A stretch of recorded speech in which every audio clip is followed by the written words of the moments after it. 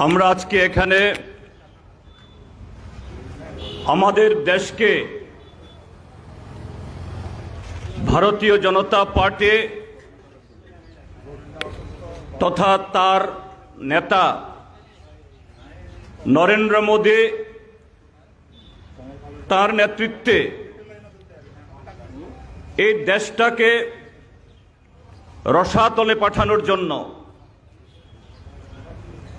আমাদের দেশের যাবতীয় সম্পদ লুট করে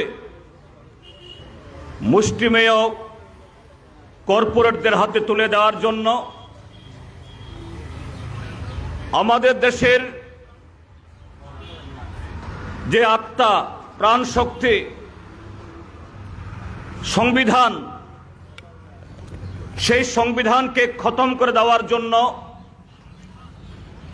যে প্রক্রিয়া চলছে তার বিরুদ্ধে দেশের সবকটা গণতান্ত্রিক ধর্মনিরপেক্ষ তথা দেশপ্রেমিক শক্তির যে একটা মঞ্চ তৈরি হয়েছে, সে মঞ্চের তরফ থেকে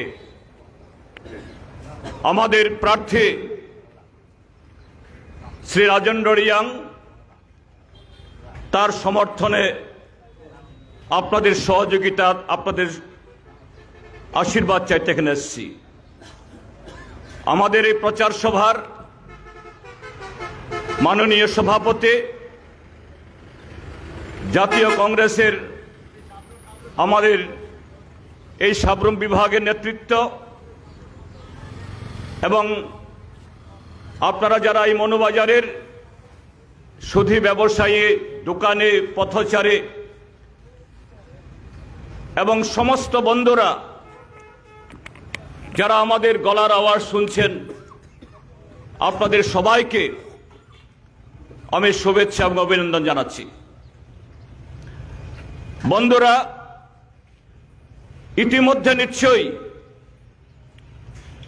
আপনারা যারা এই ত্রিপুরাজ্যের সচেতন মানুষ, নিজেদের মধ্যেই আলাপ আলোচনা করছেন, চিন্তা ভাবনা করছেন, অন্তত যাদের বয়স 50 ঊর্ধ্ব, 60 ঊর্ধ্ব, এখনো যারা সচেতন, দেশ রাজ্যের খবর রাখেন, এবং অন্যরাও যারা পরিণত বয়স হয়েছে, আমাদের দেশের অতীত সম্পর্কে একটু জানেন। এই ত্রিপুরাজ্য যে কোনো নির্বাচন আসলে পঞ্চায়েত থেকে লোকসভা, প্রতিটি জনপদ, প্রতিটি দোকান, প্রতিটি বাজার, সেখানে বিভিন্ন দলের মানুষের, বিভিন্ন দলের নেতা নেত্রী সমর্থকদের তাদের পদচারণায় এটা কোলাহল হয়ে ওঠে। কিন্তু গত 6 বছর ধরে ত্রিপুরাজ্যের মধ্যে, এই দেশের বা এই রাজ্যের সেই চিরাচরিত যে চেহারা, এগুলো অনুপস্থিত। শুধু একটা দলের কথা শুনতে হবে। সারা দেশে যেমন একজন নেতার কথা শুনতে হবে,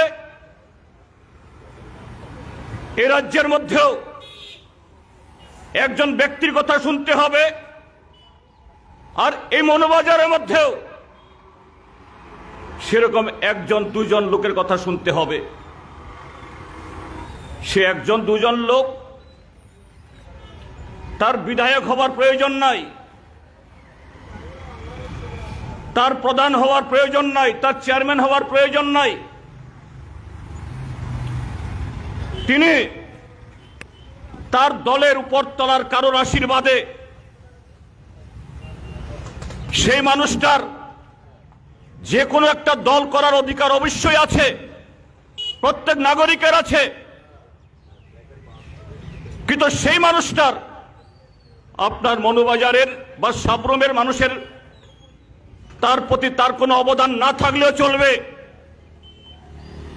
এইভাবে গত 6টা বছর সারা দেশ, প্রত্যেকটা রাজ্য যেখানে যেখানে বিজেপি শাসন চালাচ্ছে, এ রাজ্যের মধ্যেও কি কলাছড়া, কি মনুবাজার, কি হরিণা, কি শ্রীনগর, কি বনকল, একদল বইফোর সংবিধানের কোন ক্ষমতার বহির্ভূত পার্টি সরকারে থাকার জন্য বলিয়ান, আজকে তারাই আমাদের হত্যা কর্তা, সমস্ত কিছুর তারা দণ্ডমন্দির অধিকর্তা। এটাকে কি বলা হয়?